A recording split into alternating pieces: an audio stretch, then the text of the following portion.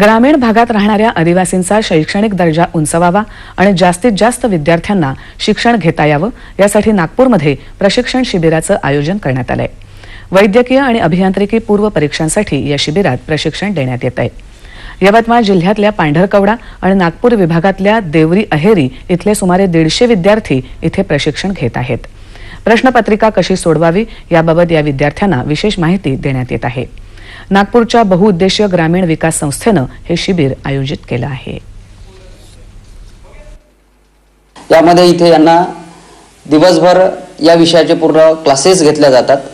सोबतच त्यांना सगळं स्टडी मटेरियल दिलं जातं आणि या परीक्षेच्या दृष्टीने जी तयारी लागते की त्यांना टेस्ट सिरीज आहे, त्यांच्यासाठी परीक्षेचा पॅटर्न समजून सांगणे, त्या परीक्षेच्या पॅटर्नवर सर्व त्यांच्याकडून कारवाई करून घेणे, ह्या सगळ्या गोष्टी इथे दिवसभर चालतात। 30-45 दिवसाचा ट्रेनिंग, या ट्रेनिंगमध्ये सर्व सरांनी खूप मेहनत केलेली आहे, तसेच विद्यार्थ्यांनी पण खूप मेहनत केलेली आहे।